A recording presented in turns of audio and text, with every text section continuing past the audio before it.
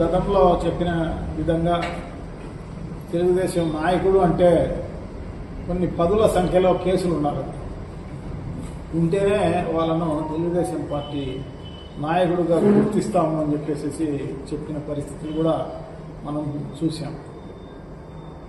So ఇటువంటి ప్రేరేపణ జరిగిన సందర్భాలలో చూడండి, దాదాపు కొన్ని పదుల సంఖ్యలో హత్యలు జరగడం జరిగింది. కొన్ని వందల సంఖ్యలో హత్యాయత్నాలు జరగడం జరిగింది. కొన్ని వేల సంఖ్యలో దాడులు జరగడం జరిగింది.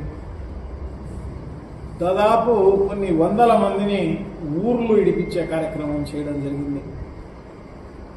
గతంలో ఎప్పుడు ఇటువంటి పరిపాలన స్వాతంత్రం వచ్చినప్పటి నుంచి కూడా ఎప్పుడు లేని పరిస్థితి అది.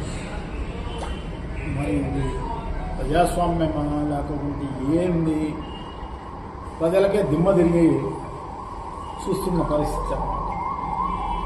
సో ఇది ఇంత పెద్ద ఎత్తున జరుగుతూ ఉంటే హోమ్ మినిస్టర్ ఒక రివ్యూ పెట్టడము శాంతి భద్రతల పైన, లేదు సీఎం గారు పెట్టడము చంద్రబాబు నాయుడు గారు, ఒక రివ్యూ లేదు, ఒక ఇన్స్ట్రక్షన్స్ లేవు, చూస్తూ ఊరుకుండిపోయిన కార్యక్రమం అన్నమాట.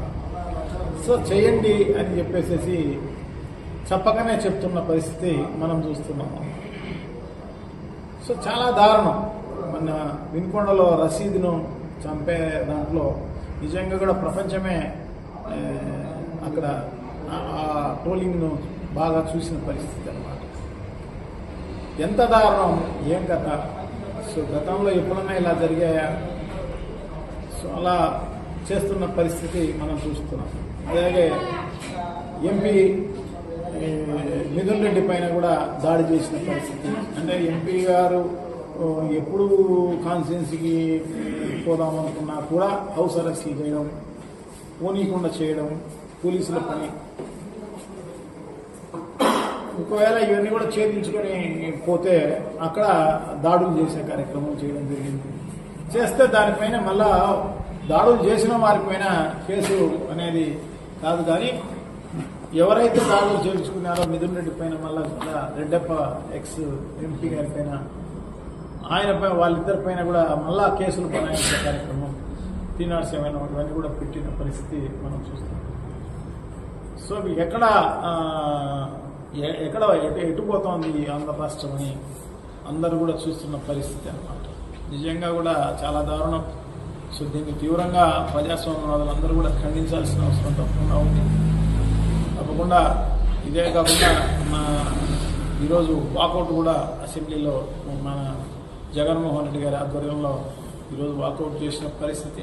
అట్లాగే గవర్నర్ గారిని నిన్న కలిసి వివరించిన పరిస్థితి అంతా కూడా ప్రజలందరికీ కూడా తెలిసిన విషయమే అన్నమాట. సో డెఫినెట్గా ఇటువంటి జరగకూడదు ప్రజాస్వామ్యంలో.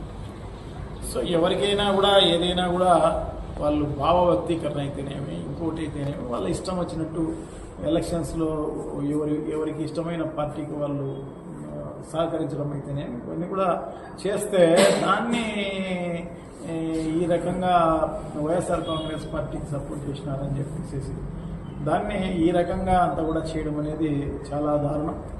డెఫినెట్గా ఇది ఎన్నాళ్ళలో ఏమీ ఉండదు. ఈ ప్రభుత్వం అనేది ఏమీ శాశ్వతమే కాదు.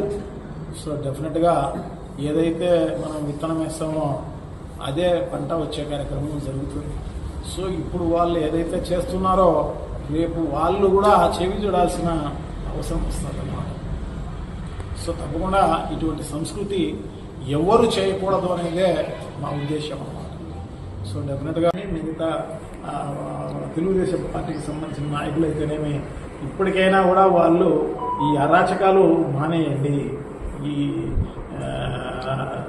నిజంగా అమాయకమైన కార్యకర్తలను బలి తీసుకునే కార్యక్రమం చేయకండి అని చెప్పేసి వారికి అందరికీ కూడా హెచ్చరిస్తూ, సో డెఫినెట్గా భవిష్యత్తులో మంచి జరుగుతుందని చెప్పేసి భావిస్తూ సెలవు తీసుకుంటున్నాం.